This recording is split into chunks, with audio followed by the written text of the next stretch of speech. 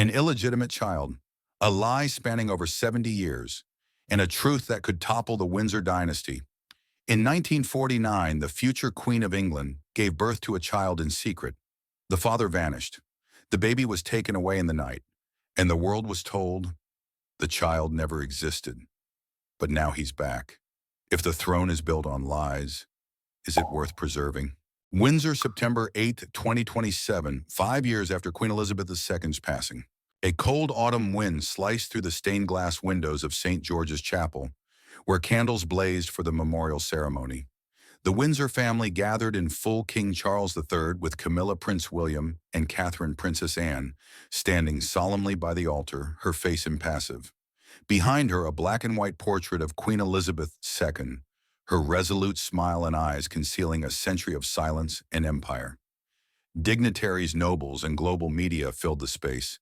The BBC broadcast live, a solemn, sacred day as Anne thought, with no room for surprises.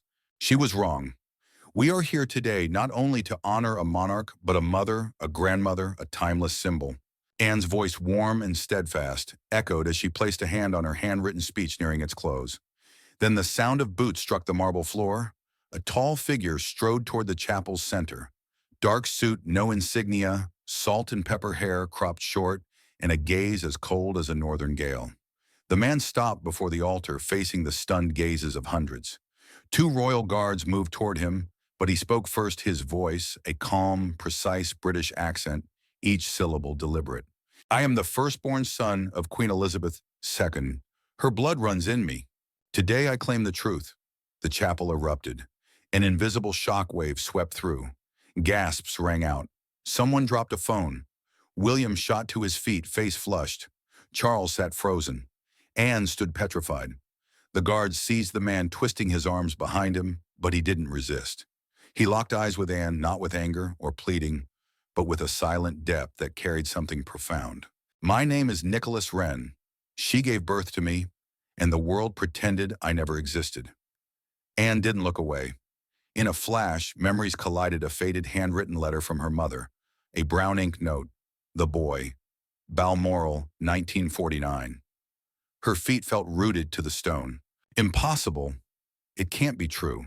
But what if it is? The media captured it all. On Twitter, Joshua Nicholas Wren spread like wildfire. A truth locked away for over half a century had cracked open. That afternoon in a sealed room at Windsor Castle, Anne stared at the TV. Nicholas had been escorted out, but his face dominated every news channel. BBC, Sky News, even CNN. Princess Anne offers no comment. King Charles is holding an emergency summit. Prince William declares, there is no truth to this absurd claim. Anne switched off the screen. She rose, walked to her mother's ancient safe in the study. Her hand trembled as she turned the lock. The door creaked open. Inside a faded file, handwritten label, her mother's familiar script. File number 43, do not open until the time is right. Anne closed her eyes, exhaling. The time had come. Princess Anne sat alone in the old study, oil lamps casting a nostalgic glow beside the bookshelves. Rain tapped lightly on the wooden window frame. In a thick gray sweater, no makeup, her eyes fixed on the file sealed for over 40 years. On the cover, elegant, solemn handwriting. File number 43. To be opened only when the truth can no longer be buried. Anne sliced the edge with a silver letter opener. The scent of old paper and pine rose like opening a coffin of time. Inside were 3 items, a handwritten letter, 3 pages in black ink, a black and white photo, a newborn swaddled wearing a hospital wristband, a copy of an adoption transfer contract stamped by St. Bridget's Convent, Scotland, dated June 7, 1949. Anne's hands shook. She touched the letter. My dearest Anne, if you are reading this, I am no longer here to shield the past. The letter continued. In 1948, during a private tour in Malta, I met a man, a diplomatic analyst for the European Reconstruction Committee. His name was Mikhail Antonov. He was intelligent, gentle, and not British. Anne paused, eyes widening. We met over 8 months. It was genuine affection, gentle, yet passionate like a summer breeze. But by early 1949, MI6 discovered us. They said he had ties to Eastern Europe, possibly the Soviets. 2 weeks later, he disappeared. I never knew if he lived or died, but something had changed in me. A small life had begun. Anne's grip tightened. Her inner voice choked. I was taken to St. Bridget's Convent. No press, no records. After I gave birth, they wouldn't let me see him. A nurse only said, "Princess, the baby didn't survive. Premature." I believed them. I wanted to believe. But a part of my heart never did. Years later, I found a copy of a child transfer record hidden in a letter from the convent's abbess. The baby, unnamed, was given to an aristocratic family under a false name, Nicholas Wren. I wanted to break the silence, but the Cold War had begun. I was thrust onto the throne. They told me the nation needs a queen, not a single mother, and I turned away. But every night burned inside me. I didn't choose the crown. I was forced to wear it at the cost of bearing my first child. Anne's head dropped to the desk, her hand clutching the photo unconsciously. The image was blurry, but the large eyes and high nose were clear. On the wristband, Nicholas Wren. No doubt remained. She sat still for a long time, then stood gazing out at Balmoral's night. The moon shone through cold rain like steel. Her reflection flickered faintly on the glass, a lone woman bearing a dynasty's flawed legacy. Mother, I understand now, and this time, I won't turn away. Buckingham Palace, private royal meeting room. Morning of September 10th, 2 days after the memorial. The door slammed shut behind Princess Anne. In the oak-paneled room, three awaited her: King Charles III, Prince William, and Camilla, Queen Consort. No secretaries, no guards. Just four people and a secret poised to shake the United Kingdom. Charles sat at the tables, head hands, clasped, eyes distant. William leaned back, face darkened. Camilla, arms crossed, her gaze sharp as a honed blade. Anne stepped forward, placing the thick file on the table. Her voice was steady. Mother left this, and I believe it can't be ignored any longer. William stared at the file's cover like it was a ticking bomb. You're talking about that lunatic from the memorial? His voice was taut as wire. He's a fraud, a staged con. If we give him a platform, you know what'll happen. Anne didn't respond immediately. She opened the file, revealing the Queen's letter, the newborn photo, the transfer document. Camilla frowned. What the hell is this? Anne looked at her brother. We have a half-brother disowned, hidden. Mother wrote it all down. She thought her child died. But the truth is, Nicholas Wren lived, and now he's back for answers. The air thickened. Charles exhaled heavily, sinking into his chair as if punched. William stood. No, I won't accept this. Not now, when trust in the monarchy is fragile as rotting paper. If this gets out, the entire foundation of the system will collapse. Anne remained calm, but her voice was colder than ice. And if we deny the truth again, it'll collapse from our own cowardice. Camilla cut in, voice bitter. You think anyone will sympathize with a wayward princess who bore a Soviet's child? She was queen because she chose beneficial silence. And you? Don't insult my mother, Anne snapped, eyes blazing. She paid with her entire life. William slammed the table. You don't get it. One word from you, just one, and the far left will demand a referendum to dismantle the monarchy. We're the last of an empire. You'd hand it to a nobody with an old paper. Anne replied, each word a blade. I'd hand it to the truth, because if the throne only stands on lies, it doesn't deserve to stand. Charles raised a hand for silence. For the first time, he spoke, voice low, hoarse. Anne, you believe it's true? She didn't answer with words. She placed the newborn's photo before him, sliding it across. Charles stared at the child's large, deep eyes and distinct nose. A moment, then he closed his eyes, face paling. The meeting ended without resolution, but Anne knew she'd planted a seed that couldn't be undone. As she left the palace, her aide whispered, Princess, will you contact Nicholas Wren? Anne paused, eyes on the palace gates swarmed by reporters. I don't need to find him, she said. The tsunami will find the shore, and when it does, I won't back down. London, 3 weeks after the memorial intrusion. What began as a single claim had spiraled into a full-scale media war. Nicholas Wren, once a tabloid joke, now held center stage in Britain's political chessboard, and he knew it. Monday morning in a small Shoreditch studio, Nicholas entered the recording room. No royal backdrop, no flag, just a stark white room lights, glaring on his face, exposing every wrinkle, every glance. My name is Nicholas Wren. I was born on June 6, 1949, in a Scottish Highlands convent. My mother was none other than Elizabeth Alexandra Mary Windsor. His voice was steady like an indictment. He presented a preliminary DNA test from an Icelandic lab showing a 91% genetic match with leaked Windsor medical records. Alongside it, a video of St. Bridget's convent, where he claimed to have been raised until age 8. She believed I died, but I lived, and now I won't let myself be erased from history. Within 24 hours, Twitter and Telegram spread the document copies with the hashtag mere bloodline or lies. Nicholas's story dominated newspapers and word of mouth. That evening in Buckingham Palace's basement, an emergency meeting convened. Charles clutched a printed copy of the letter, hands shaking. Camilla sat beside him, glancing at William, who paced like a caged beast. "We need to put out this fire. Fast. And for good," William said. "If this drags on, the media will turn him into a martyr." Charles didn't respond. He stared at the newborn photo, those eyes. Too familiar. "Or," Camilla interjected, "we target whoever's behind him." The room fell silent. Across the city in a South Bank penthouse, Nicholas sipped tea with 3 others, Laurence Dubois, media strategist, who toppled Belgium's monarchy in 2020. Malcolm Trenwith, radical leftist MP, godfather of the Demand a Republic campaign. An unnamed man, glasses, pale Eastern European accent. "We've created the narrative," Lawrence said. "Now we need the next step, a public TV interview." "The BBC will refuse," Malcolm said. "We go around. Sky, Al Jazeera, Netflix. Piece by piece. Each will make the palace tremble." The Eastern European spoke low. "You're the weapon. Don't forget. Every drop of your blood has political value. Every word you say can topple the throne." Nicholas gazed at a photo of his mother, Elizabeth II, at her 1953 coronation. "I don't want to topple the throne," he said slowly. "I want to shatter the false shell it rests on." Thursday, Nicholas appeared on Hard Talk. The host pressed, "Do you want recognition as a royal?" "I want recognition as a human, not a discarded product of politics and false honor." "Do you want to overthrow the monarchy?" Nicholas looked at the camera, tilting his head slightly. "I'm just telling the truth.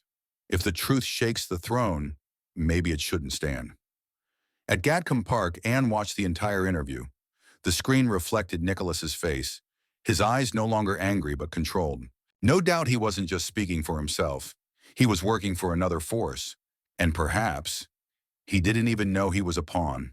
She turned to her private aide. "Contact MI5. I want to know everyone behind Nicholas. And I want to meet Sister Margaret the Abbess at St. Bridget's. She's the bone hidden under this rug for 70 years. And if she refuses," Anne stared out the window at London's leaden cloud-heavy sky, "then I'll dig with my hands." The sky was gray and misty when the armored Range Rover stopped at St. Bridget's convent. Princess Anne stepped out alone, no official escort, into the bleak Highland wind, where royal secrets were buried in stone and silence. An elderly nun appeared at the wooden gate, Sister Margaret, keeper of memories. She'd been there over 50 years, witnessing what official chronicles omitted. Anne went straight to the point. "I want to know what happened in the summer of 1949. About a child. And my mother." Sister Margaret led her through a stone corridor to a small room smelling of damp books and incense. She opened a drawer, pulling out a yellowed medical ledger. "This page was torn out, but I copied it by hand. A princess admitted without a name in June. Gave birth to a healthy boy. Handed over that night to government agents." Anne flipped the ledger, shaky handwriting read, "Child status alive, secret transfer. File mark WR 1949-07. We were ordered to rewrite that the baby died prematurely," Sister Margaret said, "and never speak of it again." "Who ordered it?" Anne asked, voice hard as steel. "A man, no name on his card. But I remember his eyes, cold, calculating. Like we weren't people, but assets to be handled." Anne gripped the ledger, her heart surging. She wasn't just touching a secret, she was touching a wound forced to heal in silence for 7 decades. Back in London, Anne met Jonathan Arkwell, former MI5 director, in a Pall Mall Club's basement library. He'd overseen post-war royal risk cleansing operations.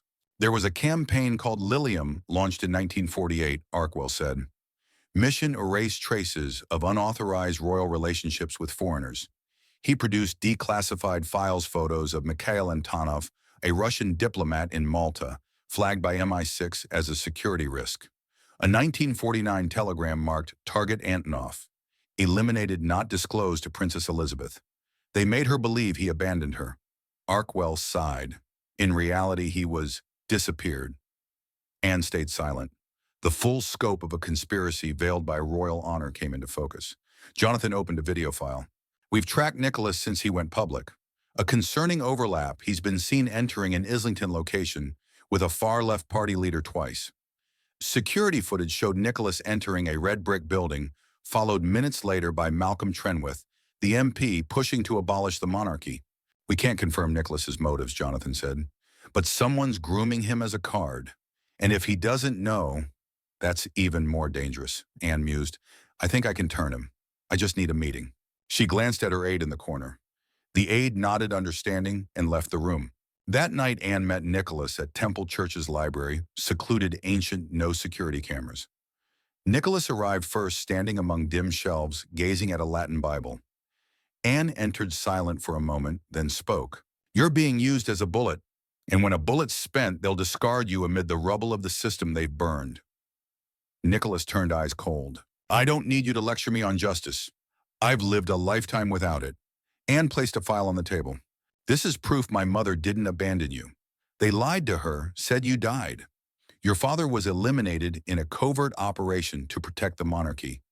She opened it a photo of young Elizabeth holding a baby, her face not that of a queen, but a mother. Nicholas stared at the photo. His shoulders sagged. I thought she chose the throne over me. She was forced to choose. Like I am now between protecting the system or a half-brother. A minute of silence. I don't want to be King, Nicholas said softly. I just don't want to be forgotten like a clerical error. Anne nodded slightly. Then don't let yourself be used by those turning your pain into a weapon. And you? Nicholas looked at her. Are you with me? Or the throne? Anne replied, unflinching. I'm with the truth, and I'm ready to tear down any throne built on lies. A rented South Bank attic flat midnight. Nicholas sat silently at an old desk, a desk lamp casting light on his weathered, gaunt face. A man nearing 80 living as if he'd just begun breathing with rage. I've lived a lifetime with no one calling me son. No birthday wishes, no embrace, no real name. All I had was an adoption file, a doctored birth certificate, fake names, and a voice whispering. Your mother didn't want you. She chose the crown. She chose the world except you. I tried to forget. I studied, worked, married, divorced, but every time I looked in the mirror, that rootless shadow stared back, daring me. I went to church. No one answered. I wrote to Buckingham Palace. No reply. I stood on Blackfriars Bridge in 1975, ready to end it. But I lived because I wanted them to see me. Just once see me. Then they found me. Not the royals, the men in suits speaking in political buzzwords, truth, justice, dismantling feudal myths. They didn't call me son, but they called me a weapon. And when you've been forgotten so long, being a weapon feels like existence. They erased you from history, they said. Now carve your name into it. I believed them. I wanted to. Because for the first time I had purposed revenge. I'd show her the crown she chose over me would crumble at her feet. Even if she's gone, I'd make her world bow to me. Then I saw that photo. Not a press shot, not propaganda. A simple photo of her in a blue cotton dress sitting in a wicker chair, hair, not yet styled as a queen's. In her arms, a red-faced newborn swaddled, and she was looking at him, not with a monarch's gaze, not with caution or reluctance, but with a mother's eyes, gentle, full of love, as if the world didn't exist, just her and her child. And I realized I never truly wanted the throne. I never truly wanted revenge. I just wanted to be loved. All those years of anger, rage, shouting into the void, it was just a forsaken child's cry. I don't want to destroy her. I just want her to see me like in that photo. Even once, even in memory, I lived as her enemy, but I was just a lost son seeking home. And now with the path clear, I can't destroy it just to prove I exist. I won't let others write my story with a political pen. I'll write it with choice, and I choose forgiveness. October 17th evening, London cloaked in dark clouds as if the sky awaited a verdict. While Parliament debated a proposed referendum to abolish the monarchy and the media split in a suffocating frenzy, Nicholas Wren, the Shadow Prince forgotten, sun symbol of blood justice, went live from an empty hall, alone under cold ceiling lights. My name is Nicholas Wren. I am the biological son of Elizabeth II, and today I want to apologize. The nation held its breath. In the studio, a media assistant nearly dropped the script. The far left, watching via encrypted feed, panicked. I've lived a lifetime in anger, and anger made me a puppet. I let others put calls for revenge and upheaval in my mouth. They didn't care who I was. They cared only about using my pain to spark a war they wouldn't ignite themselves. Nicholas pulled out the photo, young mother and newborn. He looked up, eyes red, but voice steady. My mother didn't abandon me. She believed I died, and I forgive her. I don't want the throne. I don't need a title. I just want to live as a human, not a symbol, not a tool. He bowed his head. I'm stepping back, and I ask you not to turn me into an excuse for hatred. The news exploded like a blockbuster. The Guardian, Nicholas Wren breaks political fever with national apology. BBC disowned Sun withdraws with honor-ending campaign to depose monarchy, but not everyone cheered. That night in an East London secure basement, 4 figures sat around a table. One slammed a fist. He betrayed us. He ruined everything. He killed our Bill. The man with round glasses, Eastern European accent, spoke sharply. We don't need him anymore. But he knows too much. He must be silenced. Permanently. Anne knew before it happened. A covert warning from Jonathan Arkwell intelligence still had loyalists. She didn't wait for permission or protocol. That night, she personally led a security team to Nicholas's flat. As disguised assassins approached via the rooftop, they were intercepted, subdued silently. Nicholas, having just forsaken fame, was saved from a death no one would investigate. In the flat, he looked at Anne, voice tinged with panic. I didn't think they'd kill me so fast. You betrayed a revolution, Anne said. The world forgives enemies, never traitors. Nicholas sank into a chair body, collapsing. I did the right thing, didn't I? Anne didn't answer immediately. She looked out the window. The sky was breaking, first light piercing the clouds. You did what my mother couldn't, chose love over duty. She turned, walking out. But I'm not there yet. In the car back to Gatcombe Park, Anne sat in silence. An aide asked, Can we rest now? Princess Anne shook her head, eyes fixed ahead where London's lights still burned. No, we've only touched a fraction of the darkness. My task isn't over.